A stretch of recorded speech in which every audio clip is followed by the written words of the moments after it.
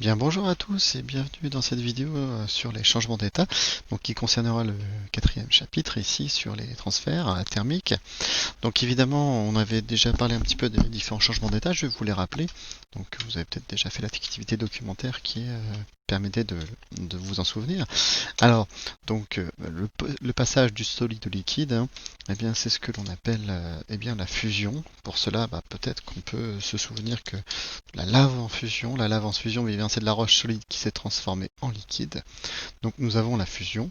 Le contraire, le passage du liquide au solide, je me transforme en solide, c'est ce qu'on appelle la solidification. Voilà, donc solidification. Donc ça c'est ce passage du liquide au solide. Vous avez donc ensuite, c'est bien quand vous passez du liquide au gaz, eh bien le gaz c'est aussi ce qu'on appelle de la vapeur. Donc on va transformer un liquide en vapeur, c'est ce qu'on appelle une vaporisation. Donc c'est la vaporisation ici. Et puis le contraire, quand je passe du gaz au liquide, je me transforme en liquide, c'est ce qu'on appelle une liquéfaction. On peut aussi trouver donc liquéfaction. On peut aussi trouver le nom de condensation liquide. Voilà, on peut trouver ce genre de choses, c'est tout à fait possible. Donc ça c'est pour les plus connus, hein. Par contre il existe aussi le passage du solide au gaz. Donc ça c'est ce qu'on appelle la sublimation. Donc la sublimation, c'est le passage directement du solide au gaz sans passer par la phase liquide. Et le dernier, eh bien c'est du gaz au solide. Et bien dans ce cas-là, c'est ce qu'on appelle la condensation. Alors des fois on rajoutera condensation solide pour dire que justement c'est la différence entre la liquéfaction et la condensation, puisque ici du passage du gaz au liquide c'est bien une liquéfaction ou condensation, donc j'avais dit condensation liquide puisque en fait on va passer d'un état qui est dispersé à un état qui est condensé, mais aussi si je passe du gaz au solide, et bien c'est aussi une condensation, je passe d'un état dispersé à un état condensé, donc c'est une condensation qu'on va appeler plutôt condensation solide dans ce cas-là. Voilà. Alors, qu'est-ce qui va se passer? Eh bien, au point de vue des changements d'état, au point de vue des molécules, des liaisons entre les molécules. Alors, vous avez dû voir dans l'activité documentaire qu'on avait réalisée, c'est-à-dire celle-ci, eh bien, à l'état gazeux, il y a très très peu de liaisons entre les molécules, dans les molécules, ce qu'on appelle les liaisons intermoléculaires. Par contre, eh bien, à l'état liquide, eh bien, comme les molécules sont plus rapprochées, eh bien, là, vous avez des liaisons, ce qui va permettre la cohésion de vos liquides. Et à l'état solide, eh bien, il existe encore plus de liaisons qui vont donc permettre donc la structure de vos solides. Alors, on va s'intéresser uniquement au cas de l'eau dans cette partie-là. Et donc, on va essayer de comprendre un petit peu eh bien, qu'est-ce qui se passe au point de vue microscopique, au point de vue de l'eau. Alors, la formule de l'eau, vous la connaissez, hein, c'est H2O, mais si je la représente en formule de Lewis, eh bien, la molécule d'eau, eh bien, je peux la faire comme ceci. Voilà, H, voilà, H ici, avec ici mes deux doublés électroniques qui sont à cet endroit-là. Donc ça, c'est ma molécule d'eau qui est représentée en formule de Lewis ici. Alors, il faut savoir que, eh bien, on va essayer de simplifier parce que c'est assez compliqué sinon. Mais en fait, à cet endroit-là, vous voyez que vous avez deux doublés électroniques. Les doublés électroniques, ça veut dire qu'en gros, vous avez une accumulation d'électrons à cet endroit-là. Donc les électrons étant négatifs, ça veut dire que cette partie de la molécule ici, eh bien, va être un peu plus négative que la partie qui va se trouver là. Alors, en fait, l'oxygène va avoir tendance à attirer vers lui les électrons. Donc, on va dire que l'atome d'oxygène à cet endroit-là va avoir tendance à plutôt être négatif. Mais votre molécule, au global, elle est neutre. Donc, comme elle est neutre, ça veut dire que si vous avez un excédent de charge électrique à cet endroit-là, eh bien, vous allez avoir ici un déficit de charge électrique négative, donc en gros une charge positive.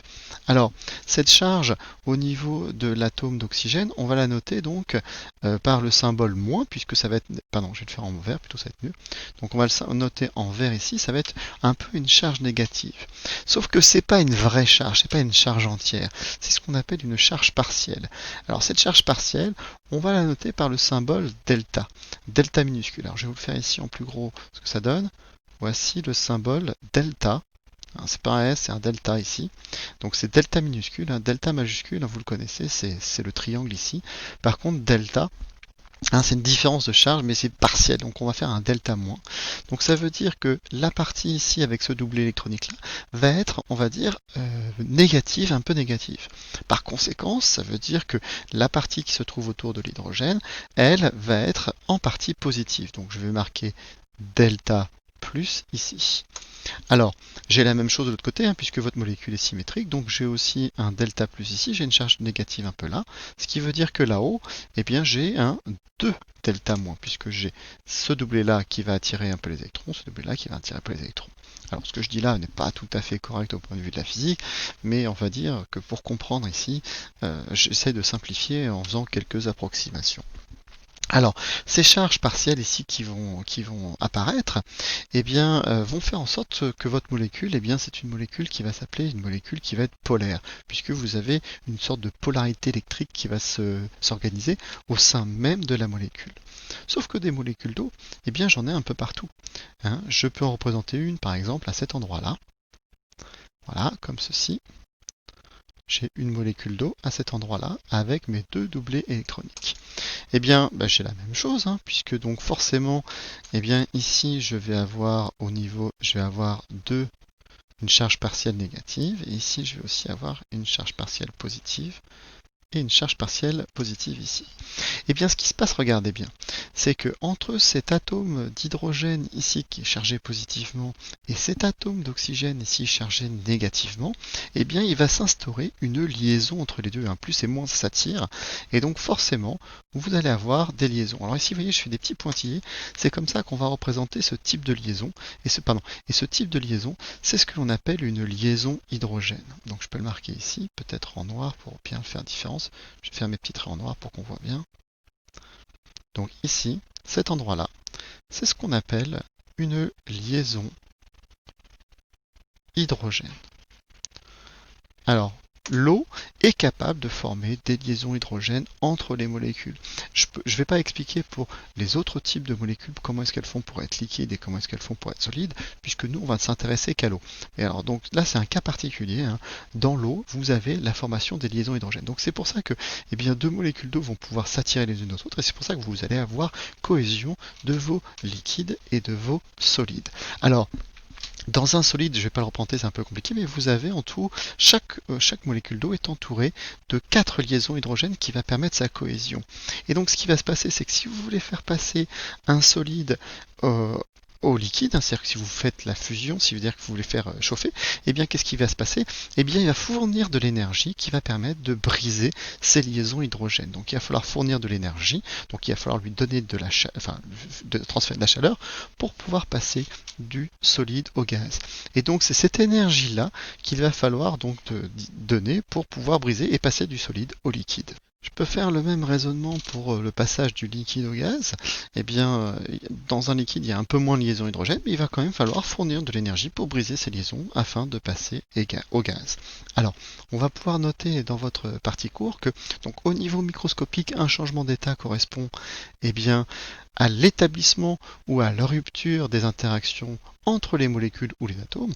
Alors évidemment, la rupture, c'est quand je vais passer d'un état d'un énergie bas à un énergie d'état haut. Et puis l'établissement, c'est quand je vais faire le contraire. C'est-à-dire que si l'établissement ici de mes liaisons, ça va être quand je vais faire des flèches bleues qui se trouvent ici. Donc dans ce cas-là, c'est l'établissement. Ça veut dire que dans ce cas-là, mon système va perdre de l'énergie. Ici, je vais avoir un Q qui va être négatif. Et par contre, si c'est la rupture des liaisons, là, il va falloir que je fournisse de l'énergie. Ça veut dire que je vais utiliser mes flèches qui sont ici rouges. Donc là, vous allez avoir un Q qui va être positif à cet endroit-là. Je peux le noter peut-être. Pour tout à l'heure, c'était peut-être plus pratique. Donc ici, en rouge, alors vous ne l'avez pas, vous pouvez refaire en rouge. Hein. Ici, vous allez avoir Q qui va être forcément positif. Et par contre, ici, en bleu, eh bien, vous allez avoir un Q qui va être négatif. Alors, donc ce transfert d'énergie ici sera négatif. Il faudra bien faire d'ailleurs attention quand il s'agira des changements d'état, puisque Q égale mL, donc L, la chaleur latente. Attention ici, quand il s'agit de vaporisation, le Q ici est positif, donc ça veut dire que le L est positif. Par contre, dans le cas de la liquéfaction, eh bien, le Q est négatif, ça veut dire que le L est aussi négatif. Voilà. Alors, dans le cas de l'eau, eh bien, cette liaison entre l'atome d'hydrogène d'une molécule Et l'atome d'oxygène s'appelle une liaison hydrogène. On va noter donc la liaison hydrogène ici. Voilà. Alors je vous ai fait un schéma récapitulatif ici. Donc en fait quand je passe d'un état solide à un état liquide à un état gazeux, et bien dans ce cas-là ici je vais avoir rupture des liaisons hydrogènes. Donc ici j'ai rupture des liaisons hydrogènes. Et de l'autre côté, eh bien, dans ce cas-là, je vais avoir formation de liaison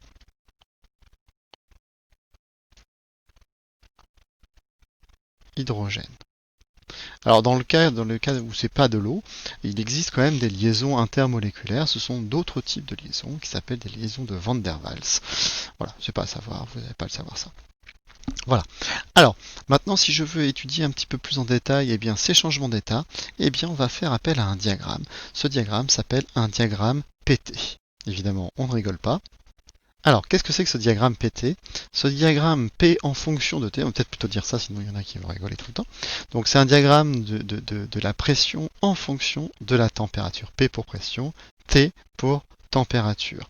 Donc, le diagramme d'état d'un corps pur, donc température ici qui va se mettre en abscisse. Donc, en abscisse. Donc, abscisse, oui, c'est ça.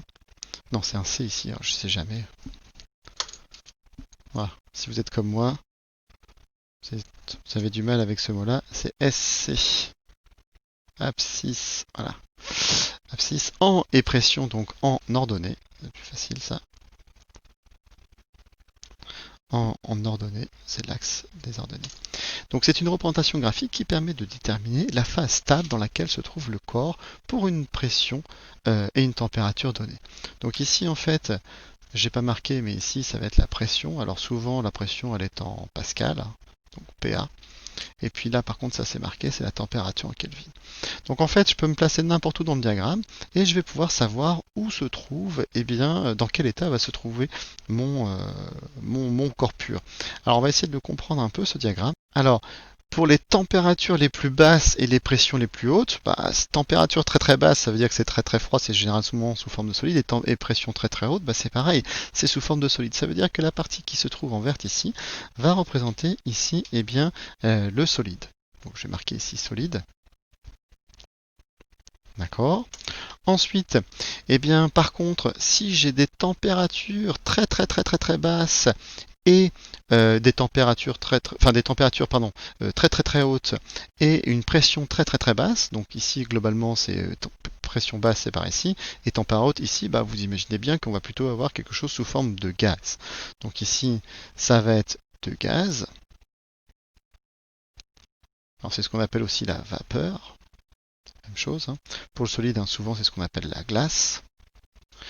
Et puis donc le reste, eh bien le dernier ici, eh bien c'est forcément l'état liquide. Donc ici c'est l'état liquide. Alors on va essayer de donner des noms en fait à ces courbes. Eh bien ici c'est le passage, regardez bien, donc je vais faire le passage du solide au liquide, c'est ce qu'on appelle ici la fusion, donc c'est ce qu'on appelle la courbe de fusion. Alors on pourrait appeler ça courbe de solidification aussi, puisque c'est la même chose. Généralement, on parle plutôt de courbe de fusion. Là, c'est le passage du liquide au gaz, donc c'est ce qu'on va appeler la courbe de vaporisation. Donc courbe de vaporisation. Et donc le dernier ici, regardez bien, c'est le passage du liquide au gaz. Donc ici, c'est la courbe de sublimation.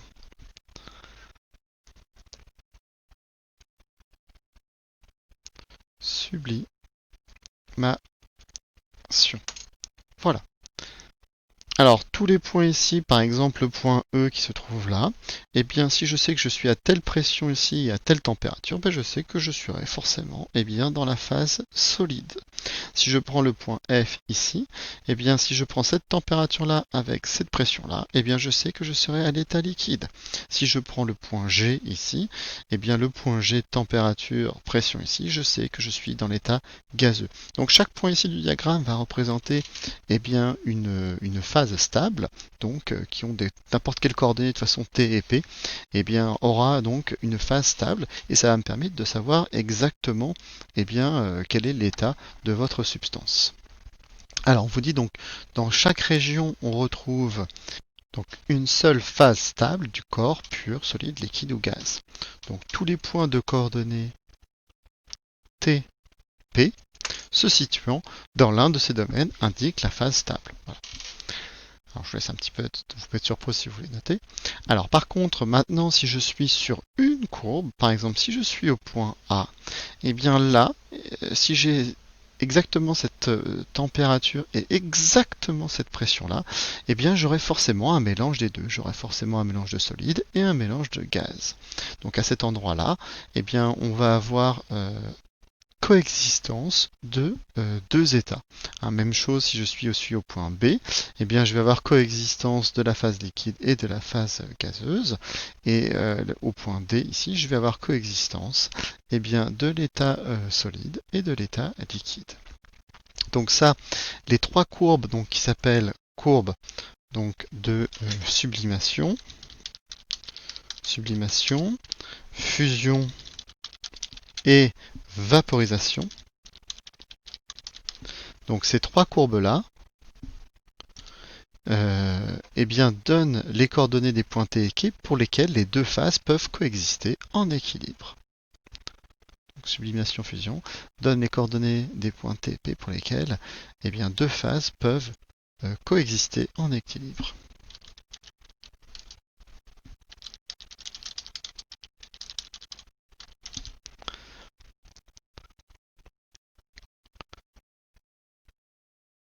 Voilà. Et le dernier point, eh bien, regardez bien, c'est ce point T ici. Eh bien, ici, au point T, qui s'appelle le point triple, eh bien, j'ai coexistence du gaz, du liquide et du solide. Alors, vous avez peut-être vu une vidéo, je voulais vous la montrer. Donc, une vidéo qui vous montre justement eh bien, qu'on peut avoir les trois phases en même temps. Par contre, pour chaque corps pur, il faudra des conditions de température et de pression bien particulières. Donc, au point donc triple, qu'on va noter T majuscule, donc ce point triple ici, les trois phases, solide, liquide et gaz, sont en équilibre.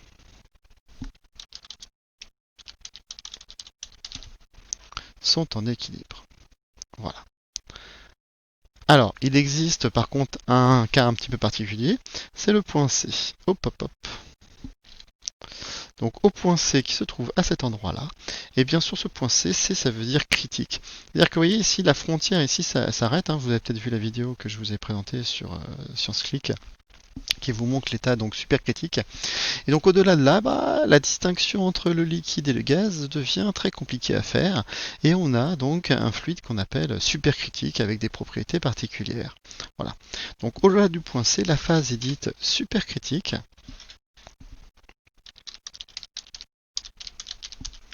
Donc supercritique, le fluide possède eh bien, un comportement intermédiaire entre celui du liquide et du gaz.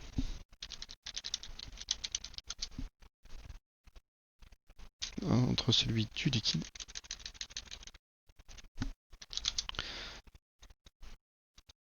et du gaz. Voilà. Donc regardez la vidéo, elle est assez intéressante sur ScienceClick, les fluides supercritiques.